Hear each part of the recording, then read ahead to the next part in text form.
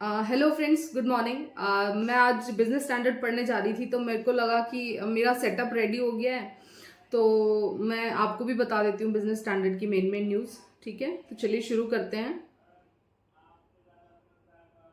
GQG की share से चढ़े अदानी समूह के शेयर। सबसे पहले मैं अदानी ग्रुप्स के बारे में बात करूंगी। मतलब GQG पार्टनर है जो कि अमेरिका का एक ग्रुप है ना।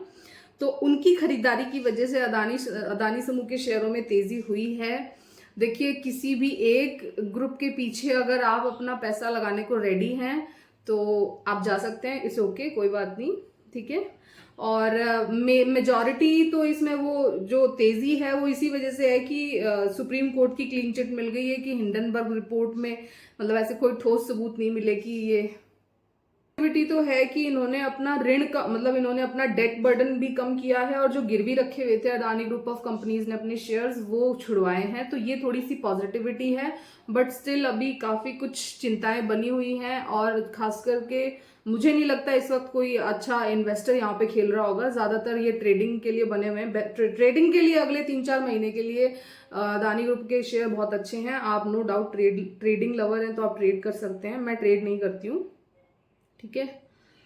और ये NS विश्वनाथन सर का एक इंटरव्यू छपा हुआ है। RBI के पूर्व डिप्टी गवर्नर और कॉलेज ऑफ सुपरवाइजर के चेयरमैन है ये। इनका कि भारतीय बैंकों की स्थिति अच्छी तो है, मगर अच्छी लेकिन बहुत अच्छी कहना अभी जल्दबाजी होगा। इंडियन बैंकिंग सिस्टम में कुछ इश्यूज अभी बचे हुए हैं जिनको कि अभी रूल आउट होना जरूरी है। मैंने बताया, एक तो मैंने वही बता रखा सबसे बड़ी बात कि अदानी ग्रुप ऑफ कंपनीज का जितना भी जो भी डेट है उसमें एक मेजॉरिटी पार्ट 3 बैंक्स का है, SBI, PNB और बैंक ऑफ बड़ौदा। ठीक है। अगर अडानी आगे किसी भी तरह की रिपोर्ट आती है, किसी भी तरह का XYZ Adani group of companies पे कुछ भी नेगेटिविटी आती है तो उसका असर इन बैंकिंग शेयर्स पे जरूर पड़ेगा। तो ये एक दिक्कत तो ये बनी हुई है।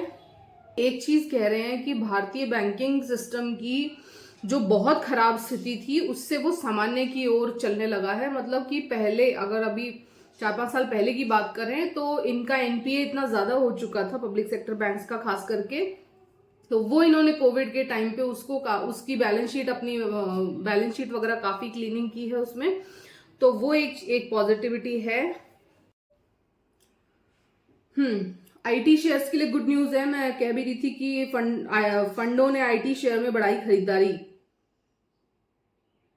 मेरे से एक पर्सन पूछ भी रहे थे कि क्या ये मतलब IT शेयर्स निकाल दें क्या विप्रो के। तो मैं बता रही हूँ ना कि इस वक्त सारे IT शेयर्स अपने एकदम पीक लो पे पड़े हुए, मतलब सबसे ज्यादा निचले स्तरों पे हैं। तो ये स्तर तो एंट्री करने के हैं। जैसे ही पॉजिटिविटी दिखने लगे इस IT शेयर्स में एंट्री करनी चाहिए, ना कि इनको बेचना चाहिए, है ना। जब भी फंड्स, म्यूचुअल फंड्स और ये सब चीजें किसी भी कंपनी को खरीदने लगे तो वो इनके साथ एंट्री करने की कोशिश किया करो। मतलब ये किसी भी शेयर और सेक्टर में तब निवेश करते हैं जब वो एकदम पीक लो पे वो कोई चीज होती है ना। तो हो सकता है मैं अभी 10-15 दिन के वॉच के बाद में विप्रो में मैं अपना स्टेक ऐड करूंगी। मैं आपको बता दूंगी जिस भी दिन ऐड करूंगी। किसी के पास बायोकॉन का शेयर है तो उसके लिए गुड न्यूज है कि बायोकॉन का फोर्थ क्वार्टर का नेट प्रॉफिट सर्जेस 31%। मतलब इनके नेट प्रॉफिट में 31% का इजाफा है। और लेकिन मैं कभी भी क्यों कोई फार्मा शेयर नहीं लेती हूँ। फार्मा शेयर को लेके 3 दिक्कतें हमेशा रहेंगी। या तो US FDA से इनका कुछ ना कुछ परेशानी चलती रहेगी, है ना।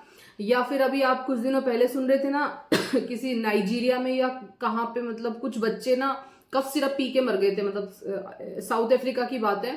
तो इस तरह की कोई भी एक्टिविटी किसी कंपनी में होगी तो ओवरऑल इंडिया के फार्मा सेक्टर को एक मतलब जर्क लगेगा। इंडियन फार्मा के शेयर्स फिर टूटते हैं। और थर्ड की हमारे पास अभी API मैन्युफैक्चरिंग यूनिट्स बहुत कम है।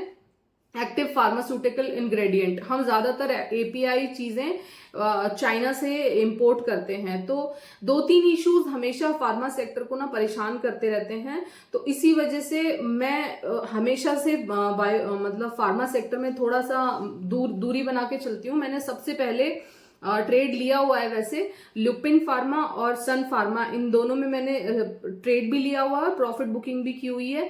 बट ये शेयर्स ना बहुत लॉन्ग टर्म इन्वेस्टिंग और उस पर्पज से फार्मा के शेयर्स नहीं हैं। और अभी तो मैं पिछले 3-4 सालों से देख रही हूँ, इनमें कुछ खास मेरे को होता हुआ ना तो दिख रहा, और आगे जिस तरह की डेवलपमेंट्स हैं मुझे कुछ खास उम्मीद भी नहीं लग रही। के टाइम पे इनमें थोड़ी हलचल आई थी कि भाई बीमारी है और उससे बीमारी से रिलेटेड कोई शेयर्स हैं, तो बस वहां पे थोड़ा सा इनको एक अच्छा जंप मिला था। बाकी तो मुझे फार्मा सेक्टर कुछ खास पसंद नहीं है। मैं अपनी बात बता रही हूँ, हो सकता है आप इनसे प्रॉफिट कमा रहे हो तो आप कमाते रहिए, कोई दिक्कत नहीं है। बाकी फार्मा सेक्टर को लेके हमेशा थोड़ा दिक्कत रहती है।